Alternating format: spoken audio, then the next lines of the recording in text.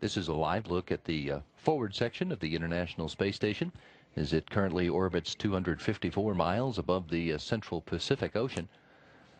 Still about 10 to 15 minutes away from crossing the southern coast of Mexico. In the center of the view, which is coming from a camera out on the starboard side of the station's truss, you can see the Canadarm2. It is poised for tomorrow morning's operations, when it will be commanded by Kevin Ford and Tom Marshburn to grapple the approaching Dragon spacecraft, and then subsequently commanded by the ground to berth that spacecraft to the Earth-facing port of the Harmony module. Ford and Marshburn had some additional arm training earlier this morning. Their last series of arm operations brush-up training before the grapple and berthing operations that are scheduled to take place tomorrow.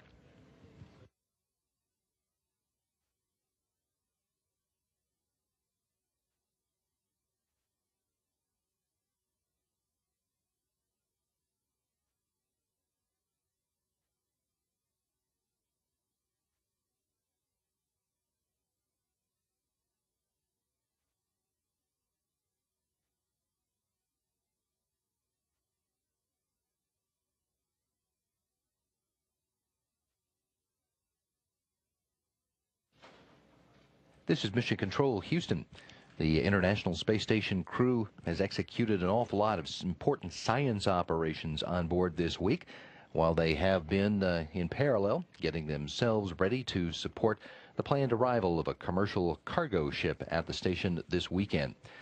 Commander Kevin Ford kicked off the week with a couple of days' worth troubleshooting a piece of hardware called the amine swing bed.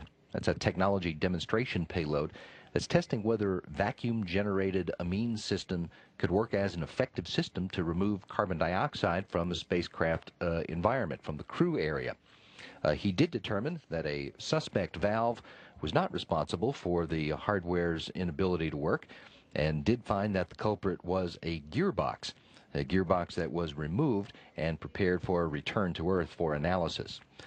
Ford and flight engineer Tom Marshburn joined up late in the day to practice operations with the Canadarm2 for the scheduled grapple and berthing of the Dragon cargo ship, which launched this morning at 9:10 Central Time from the Cape Canaveral Air Force Station. Flight engineer Chris Hadfield helped prepare for Dragon by getting a special communications system for Dragon operations set up in the cupola module, and then packing items that are scheduled to be returned to Earth when Dragon comes back in late March. Hadfield also took care of science payloads, initializing the binary colloidal alloy test apparatus and photographing some samples for that physical science investigation. He was also looking over training materials for a materials science investigation called coarsening in solid liquid mixtures, which has new experiment sample materials on its way to the station now. Flight engineers Yevgeny Tarelkin and Oleg Novitsky began preparations for their departure from the station.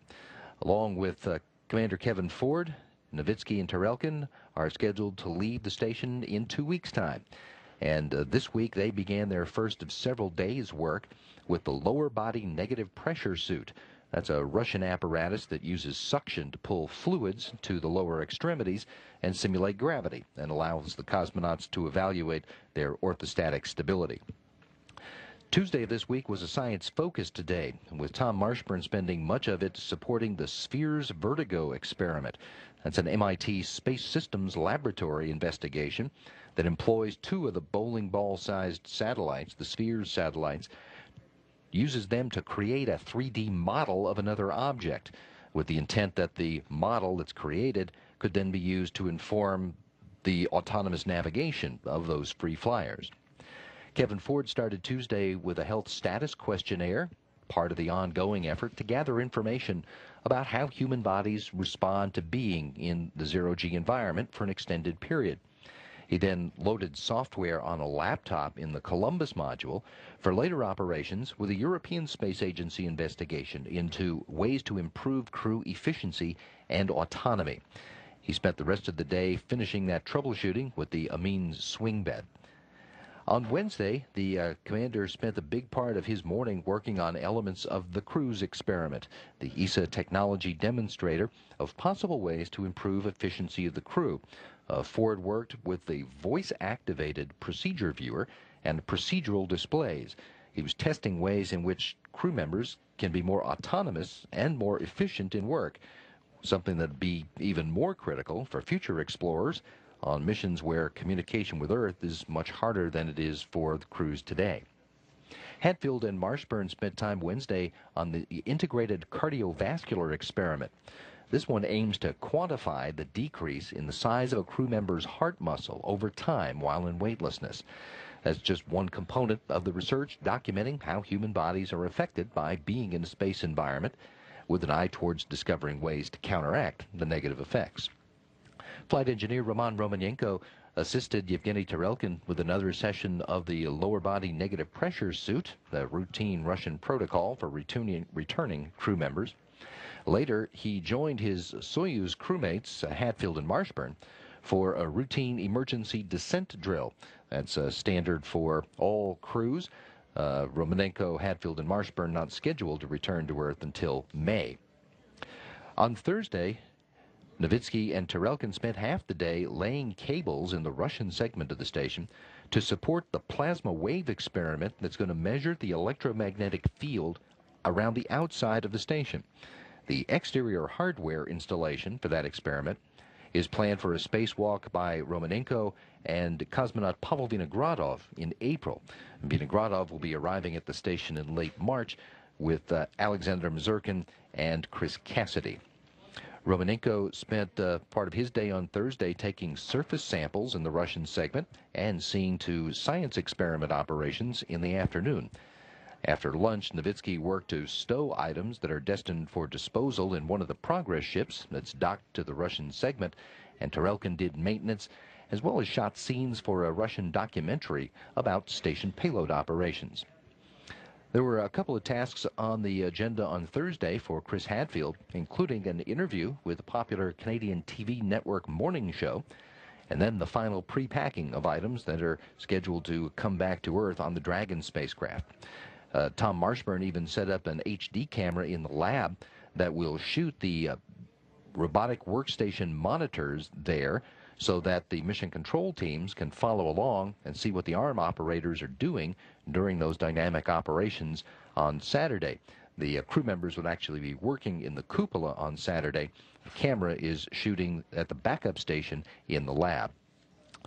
Kevin Ford, Chris Hadfield, Tom Marshburn all had regular exercise sessions, but little else on their schedules for Thursday. They got time off Thursday and Friday to rest up in advance for the weekend operations with the Dragon spacecraft. In fact, Ford and Marshburn had their final training for robotics operations for the Dragon today. The second operational flight, SpaceX, did launch on Friday morning, carrying 1,200 pounds of science experiment materials and crew supplies, scheduled to be grappled on Saturday morning by the crew members at the controls of the Canadarm2 robotic manipulator, and then through use of the arm ground-commanded, berthed to the Harmony module, with a hatch opening scheduled for Sunday to allow the crew to start unloading supplies, as well as the food and experiment materials that are needed to support their own mission of exploration.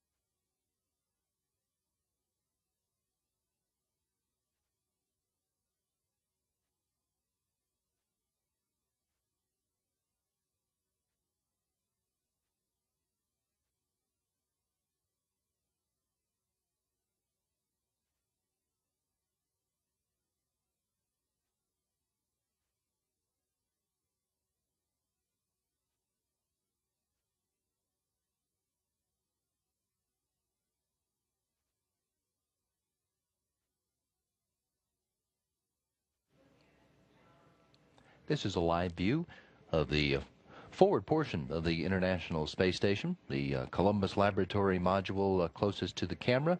It's attached to the Harmony module, and attached to the underside of Harmony, facing down to the Earth, if you will, is Canadarm2, in position for tomorrow's planned operations to grapple the Dragon spacecraft that launched from the Cape Canaveral Air Force Station at 9:10 Central Time this morning. The ascent for the Dragon was spot on. Subsequent to the separation of the spacecraft from the second stage engine, there was some issue that developed at that time. The SpaceX founder, Elon Musk, had tweeted that there was an issue with the Dragon thruster pods, that the system was inhibiting some of them from initializing, and that they were holding on deploying the solar arrays on Dragon until they could get at least 2 of the thruster pods active. The SpaceX team is still working, commanding their vehicle, trying to get it into the proper configuration so that they can go ahead and deploy the solar arrays. It's currently being powered on its onboard batteries, which have a fairly